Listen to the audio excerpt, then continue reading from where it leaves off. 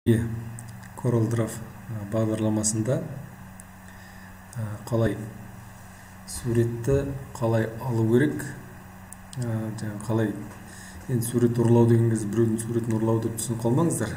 Интернет қазір графика бірнеше түрге бөлінеді ғой, соның ішінде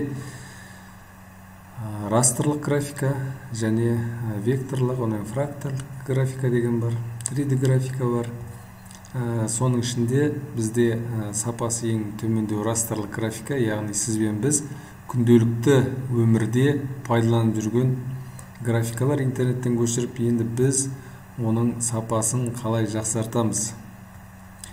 Сол жөнінде CorelDRAW бағдарламасымен мен сіздерге қазір көрсететін боламын.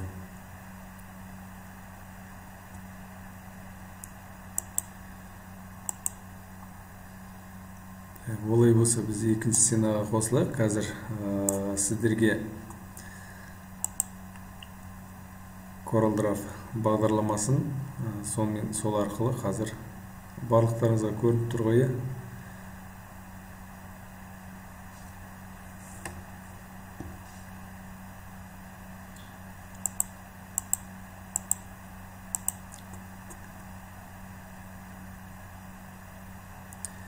Барлықтарыңызға көрініп тұрған болса, мен қазір CorelDRAW бағдарламасын іске қосамын. Мұнда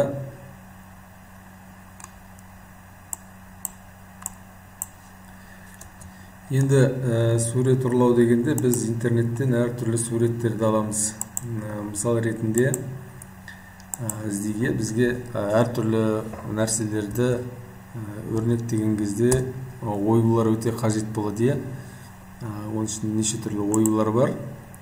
Сол оюларды біз, мысалы мына сияқты оюлар, әртүрлі оюлар болады. Енді біз бұл оюдың өзін ғана қоя салуымызға болар еді, бірақ бізде мына оюды қоятын болсақ, бұл ою сапасы жағынан өте төмен болады. Сондықтан біз оның сапасын жақсарту үшін жаңағы векторлы графикаға салу арқылы жүктейтін боламыз. Соның ішінде мысалы осы оюлардың ішінде қазір біреуін жасап алып көрейік. Яғни бұл ұрлап алу дегеніміз осы біреудің дайын графикасы, қарап тұрсақ, біреулердің жасаған нәрселері. Бұның ішіне мен мысалы кішкене өзім өзгерісімді қосуыма болады. Сол мысалы осы жерден бір оюды ұнатасыздар, сол оюды жасап шығуға болады. Бұл оңай әрі тез. Мысал ретінде сіздерге қазір жерден бір оюды алайық. Мысалы мына оюды алайық. Осыны оң жағын басамда копировать картинку. Сіздерге көрініп тұр ғой барлығы.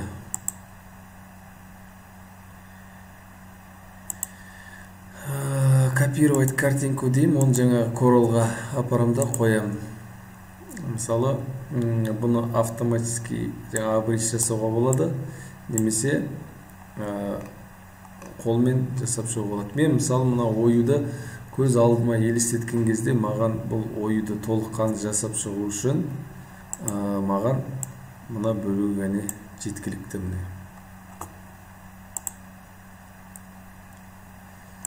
Маған мына бөлігі ғана жеткілікті. Көріп тұрсыздар ғой. Осы бөлігі ғана маған жеткілікті. Өйткені бұл оюды жасау арқылы ары қарай өзім жаздым. Енді бұл оюды салып шығу үшін мына жерде әртүрлі инструменттер бар. CorelDRAW бағдарламасымен егер жұмыс істеп жүргендеріңіз болса, өздеріңіз білесіздер. Ал жұмыс істемегендер көбінесе Photoshopпен жұмыс жасап жүр. Қазір көп жерде реклама жасауда, жаңа мектептер, стендтер барлығын жасау үшін осы CorelDRAW бағдарламасымен жасайды. Менде бірақ ескі версиясы тұр, CorelDRAW X5 деген, оның өзі жаңағы бағалауға арналған версиясы. Енді мен бұны жасау үшін жерде әртүрлі сызықтар бар. Соның ішінде свободный форма, соның ішінде кривая через 3 точки деген таңдап аламын.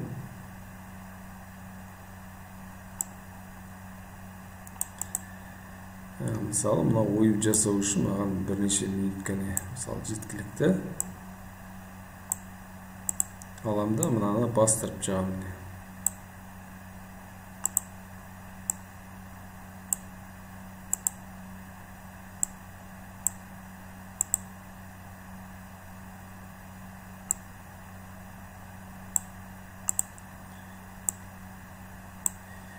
Жетпей тұрған жерлерін өзім әрлеп алуыма болады ары қарай. Тағы да басқа да нелерін қосуыма болады. CorelDRAW туралы, бұл бағдарлама туралы осы YouTube'дан басқа жерлерден қалай жұмыс істеу керек жөнінде ақпарат іздесеңіздер, барлық жерде ақпарат толып тұр. Барлығы ақпаратты соларды көру арқылы да өздіктеріңізден оқып жетілдірулеріңізге болады. Сонымен қатар қазір оқушылар оқу курсында өтіп жүрген бұның баламасы бар, Inkscape деген. Енді Inkscape бұған қарағанда кішкене қарапайымдау, CorelDRAW-тың кішкене мүмкіндіктері жоғары. Бұның басқа қосымша кітапханалары бар интернетте, соларына жаңағы кейс, тағы басқа солардың барлығын көшіріп алып, біз пайдалануымызға болады. Бұл әртүрлі жаңағы көрсетпе материалдар, соның барлығын жасау үшін осы CorelDRAW-тың көмегіне сүйенеміз, бірақ бұған енді кішкене сіздердің шыдам қажет болған. Жер кішкене асыңқырақ кетті, кішкене былай қарай жылжытып қояйын. Біздің ойымыздың 4-тен 1 бөлігі дайын. Мынау жаңа вектормен мен сызып шыққан ойым, біздің интернеттен көшірген ойымыз мынау болады. Не? Қазір қараймыз. Копировать картинку, ана жерге қойып қояйық. Бізде негізі мына картинка болған. Енді бұны қарасаңыздар, жақындатқан кезде бұның ешқандай сапасы болмайды, шығарған кезде де ешқандай сапа. Бұндай мен жаңағы үлкен реклам жарнамамен айналысып жүрген жерлер шығарады, ол сол жерге апарған кезде сапасы төмен деп бұны қабылдамайды. Сондықтан мен жаңағындай, енді мынау жаңағы біздің осы ойының 4-тен 1 бөлігі. Енді мен мына жерде қисық кеткен жерлер болса, мен мысалы түзетемін, кішкене домалатып, әдемілеп.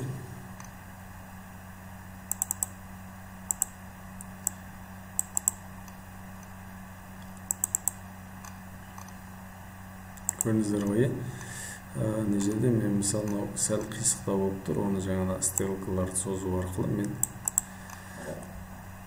қалыпқа келтіре аламын.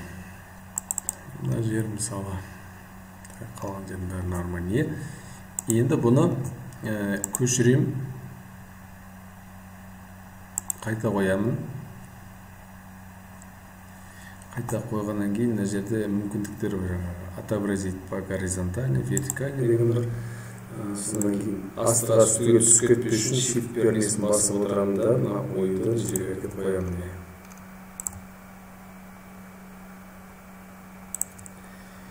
Пернесін әкеліп қоямын да, екеуінің ерекшелігінде екеуін біріктіремін жерде тұр, объединить деген.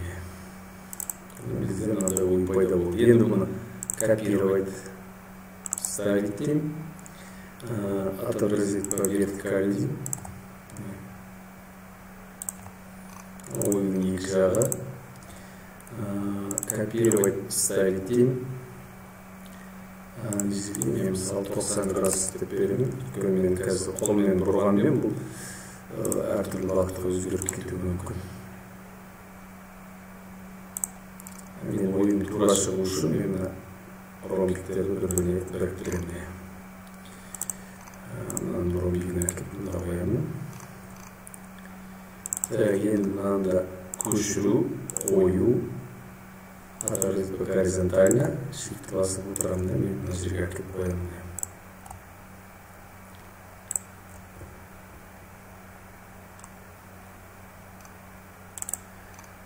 Біздің жетпейді, мынау жетпейді.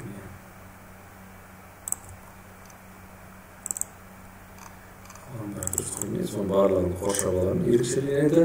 Содан жаңағы қосу батырмасын басамын. Біздің оюымыз дайын. Енді қараңыздар. Мына оюдан мен теңестіріп қояйық. Үлкендігін мына оюымызды осы түске бояу үшін кипеткен аламыз да. Осының түсін алдына береміз түсін. Шетіндегі қара сызықтарды жоғалту үшін без абрисса дейміз. Бізде ою дайын болды. Енді қараңыздар, салыстырып көріңіздер. Екеуінің сапасын қайсысы жақсы? Мына жаңа растрлы графика, мына векторлы графика. Әрине, векторлы графиканың сапасы өте жақсы. Сондықтан бұны үйрену десеңіздер өте жылдам, әрі тез. Мен бұрын осы уақытқа дейін фотошоппен жұмыс істеп келгенмін. Ал фотошоппен жұмыс істеген кезде бізде фотошоп компьютердің жаңа памятінің көп орын алады. Мынада мен мысалы үйдің көлеміндей әртүрлі баннерлердің барлығын жасап жүрмін. Енді мысалы біз грамота жасап жаңағы мына ойын маған ұнап тұратын болса, мен мысалы мынау 400 А4 қағаз бізде артық оюлардың барлығын жаңағы интернеттен кавычканың ішіндегі ұрлап әкелген ойымызды өшіріп қояйық. Мына оюда енді мен рамкаға қойып шығамын. Бұл көп уақыт алмайды. Бұны қою үшін жаңағы Ctrl-D деген пернені бассақ, мұны дублировать етеді. Содан кейін біреуін дублировать етіп аламын да, бұны точно размерін өлшеп қойып аламын. Жетпей жатса, курсорды пайдалануға болады.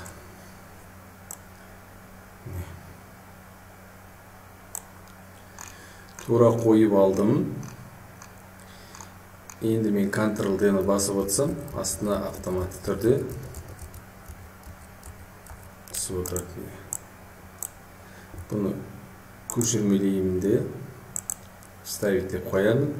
Бұл астыға қазір мен онан жазған кезде астыға немесе үстіге көтеріліп кетуі мүмкін. Сол көтерілмес үшін мен Shift бернесін басып отырамын. Сонда бізге астыға үстіге қозғалмай тура жанға ғана қозғалады. Рамканың екі жағы дайын. Енді мен мұнан аламын да Ctrl-D-ні басамын. Бұл да жаңағыдай немен жүзеге асады. Біреуін дәлдеп қойып аламын.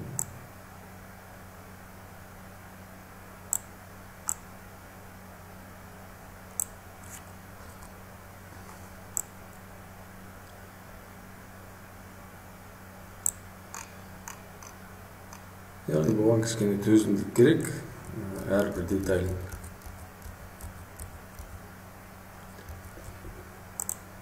Жетпеға басып кетіп жатса, мен мысалынан қазір түзете саламын. Ерекшелеп аламын да, кішкене жылыштан Shift басып отырамын, өйткені астыға үстіге қозғалып кетпеу керек.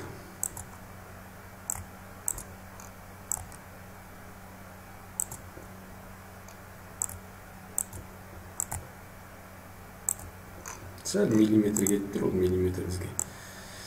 Енді мынаны көшіріп аламын. Копировать вставить. Бұны астыға қарай жылыстамын.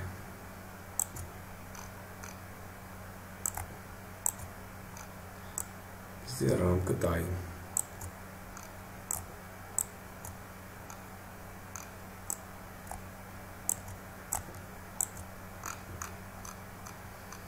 Бізде мынандай рамка дайын болды. Енді А4-дің көлемімен шығып тұрғанда мен сәл кішірейтіп, мынаның ішіне сыйдыруға болады. Енді рамкамыз дайын, ойымыз дайын, сохранить етуімізге болады. Дауыс сіздерге естіліп тұр ғой.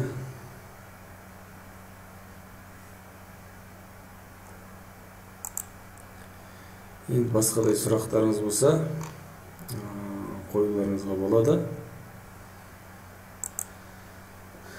Мен енді басқадай, мысалы кәдімгі суреттерді де қойып оюға болады. Не жерде мен мысалы ненің суретін алайық. Мысалы қарапайым ғана үй, біз фотошопта бұны кесіп алатынбыз әртүрлі көмегімен.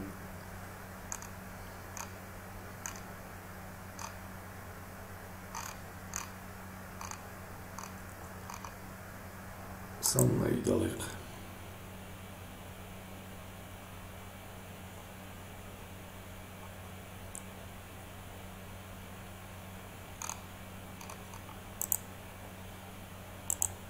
Копировать.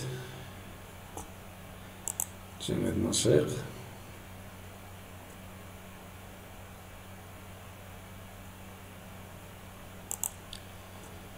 Қоямыз, иә. Енді мынаны қою үшін жаңа секілді агреспен мынаны мысалы ойып алу үшін бұның оюдың өз бірнеше тәсілдері бар. Фотошопта да, неде де мен соның ішіндегі ең тиімді тәсілін ғана пайдаланамын. Мен өткен сабақтарым барлығына бірінші тәсіл, екінші тәсіл, үшінші тәсіл деп жататыным сол. Өйткені бұның жасау әркімнің өзінің стилі бар, өзінің тәсілдері бар. Мен мысалы үйдің барлығын қазір ойып уақыт жоғалтпай қояйын, бірақ ана жердегі үйдің шатырын ойып алайық, көрейік.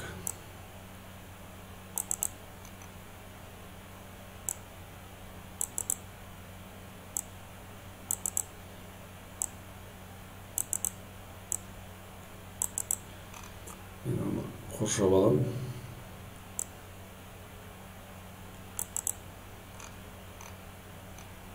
Жақсы, мына үйді бірақ ала салайық, иә.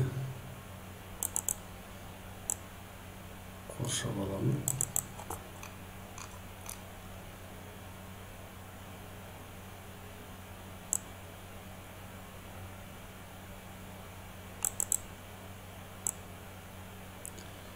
Ана жерде қол тұрғанды мен жерге дейін ала салайын.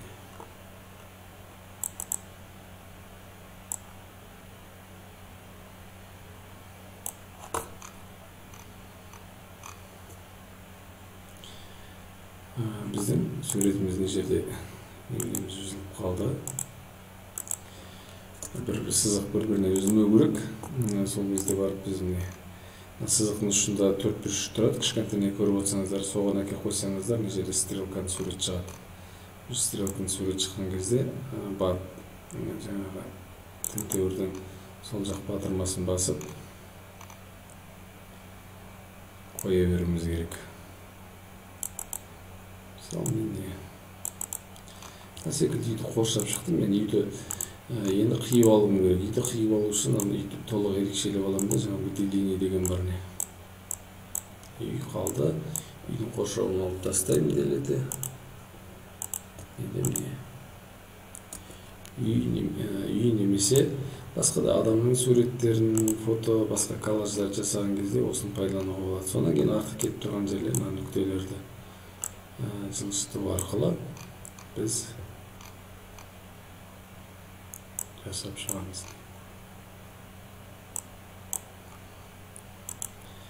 Басқадай сұрақтарыңыз болса, неде күтем? Комментарийді. Программаның атап жататын ештеңесі жоқ, міне маңдайында тұр ғой. Программаның атын атап жатсаңыз дейді, міне тұр. CorelDRAW X5 деген. Бұның басқа да версиялары бар. Басқа да жаңадан шыққан. Соларды пайдалануларыңызға болады. Енді қазір сіздерге мен енді көрсетейін, жай ғана қарапайым логотип жасауды көрсетейін. Сонымен бүгінгі немізді аяқтасақ, енді алдағы уақытта мүмкіндігінше тікелей эфирде емес, офлайн режимде жасайтын боламыз. Өйткені маған қазір тікелей эфирге жаңағы интернет бірде бар, бірде жоқ болып жоғалып кетіп жатыр. Сондықтан енді жаңағы логотип дедім, логотип жасаудың өз бірнеше әдістері бар. Көбінесе интернеттен анда-мындан қарай фантазиялар жинай, көбінесе чеңбер түрінде, төртбұрыш түрінде әртүрлі жасауға болады. Енді мен өзімнің неңмен бөлісейін. Мұнда мен мысалы өлшем бірлігі түгел миллиметрмен, мысалы 130-да 130 логотип жасағым келеді. Енді мен мынаның ішіне тағы бір шеңбер қойғым келеді. Апарамда тағы бір шеңберді қоямын. Бірақ чеңберді туура ортасына кое алмай әуре болам. Немесе мынанын центрин табуым керек болот, былайынан. X-тап центрин тауып, сонан кейін барып мынаны коюум керек болот тагы. Енді менің өзім методым бар, ол жаңағы ол үшін осы шеңбердің өзін көшіріп алам. Бірінші сыртқы шеңберін жасап алам. Өйткені бір слойлармен біріншісіне бір қалған кезде екінші слойды бояған кезде көрінбей қалуы мүмкін. Копировать вставить деймін. Мынау 130 болатын болса, келесі мысалы мен 110 деп қоям. Немесе ол қанағаттандырмаса, мен мысалы 100 деп қоям. Келесісін 100 деп қоям. Одан кейін тағы да копировать деймін, вставить деймін. Келесі шеңберді мен мысалы жай ғана сыртқы обводкасын ғана жасайтын болса, мысалы 90-95 мм деп алайық, иә. 95 мм. 95 мм. Келесіне де сыртқы обводка жасағым келеді. Мысалы, ол 5 мм деп алдық. Біз сонда 135 мм болады бізде. 135 мм. Бұл енді бер жағына шығып кетті. Біз өйткені мына сыртқы шеңберді артынан келе жасадық. Ол үшін оң жақ батырмасын басып, порядок на задний план страницы демізге болады. Бізде логотип почти дайын. Енді мен мысалы шетін қарамен бояғым келеді, шеткі границаларын. Ол шеңберді қарамен бояймын. Мысалы мына шеңберді аламында мен мысалы сарымен боя қойын, немесе көкпен бояуымызға болады. Ортаңғы шеңберді аламызда мысалы көк немесе сары әртүрлі түстермен бояуымызға болады. Көк түспен ең сыртқы границасын біз мысалы қою көкті алайық. Немесе ортасын көкпен бояп, мына жерде ақ түспен алуымызға болады. Енді бұған жазуымызға болады. Бұл мені алғашқы логотипім деп жазсақ. Бұл менің алғашқы логотипім. Әне жердің шрифттің түрлерін бәрін өзгертуге болады. Неше түрлі шрифттар интернеттен жазып алып орнатып алсаңыздар болады. Интернеттен тіпті орнатылмасаңыздар, интернеттен көшіргеннен кейін ол Windows-тың ішінде жаңа фон система 32 қойдым. Соның ішінде фонд деген папка бар, соның ішіне тікелей лақтыра салуларыңызға да болады. Сол кезде жаңағы осындай шрифттер ашылады. Мысалы, мен Taurus дейді. Енді әртүрлі шрифттер бар, орнатылған. Соның барлығын өздерінің ұнағанын аласыздар да. Мысалы, менің алғашқы логотипім. Енді текст дегенге барсаңыздар, мұнда бір ерекшелігі текст вдоль пути деген бар. Сонда шеңбердің маңайына өзі автомат түрде тұрады, мысалы. Менің алғашқы логотипім. Шрифт ұнамаса, басқа шрифттарға өзгертуімізге болады.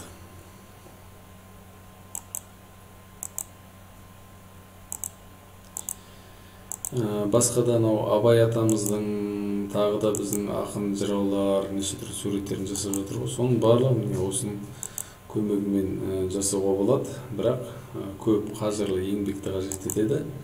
Бұның барлығын жаңағы асықпай отырып, каждый деталіне жасау керек. Сонда ғана еңбек көрінеді. Енді бұның тағы оңай тәсілдері бар. Оны қазір біреуін көрсетейін, қалған келесі сабақтарда. Енді ортасына кітап, немесе басқа да тағы бір дәңгелерді әкеп қойымызға болады. Содан кейін жаңа сақтап, өздерінің логотип. Енді сақтаған кезде файл экспорттауға болады.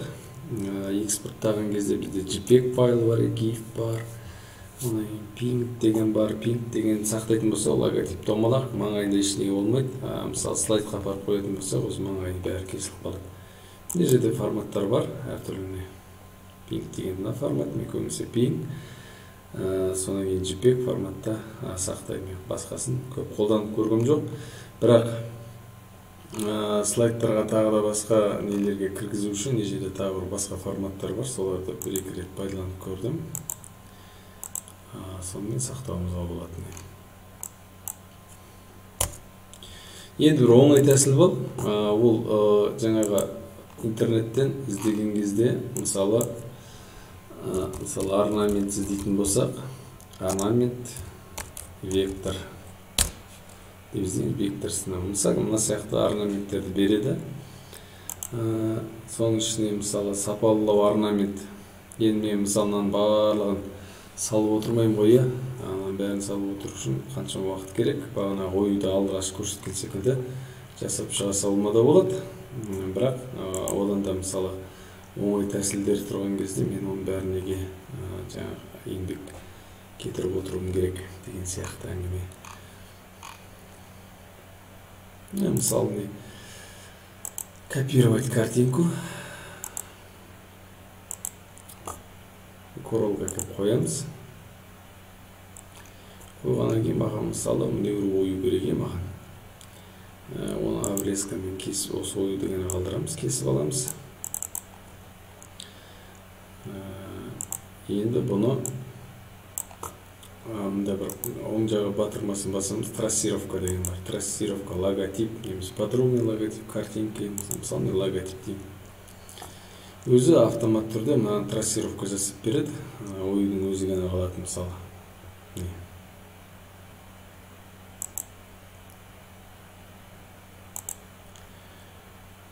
Маған жаңа векторный графиканы жасап берді. Енді мен аламда бұл ойуды интернеттен көрсетіп алғанды өшіріп тастадым. Мына ойуды қазір мен көру үшін бірінші арт жаққа көк фон қойып алайын. Көк фон қоямын. Порядок. Передний план страницы. Одан кейін отменить группировку деймін. Отменить группировку жасағаннан кейін мына жағында артық тұрған ойлардың бәрін өшіріп тастаймын.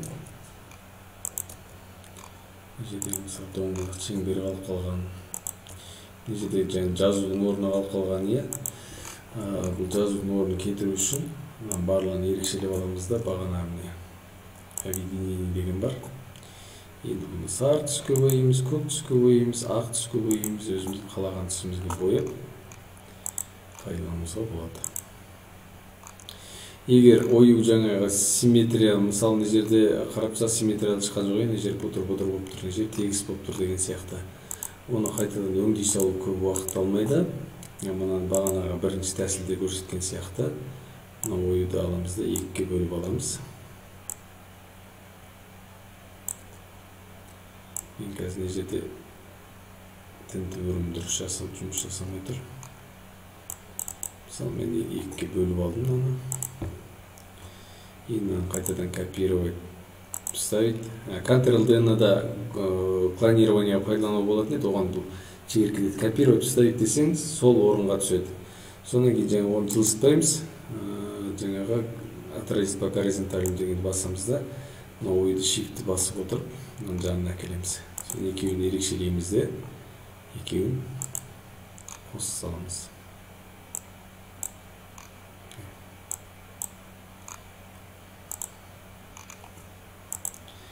Жылдам әрі сапалы.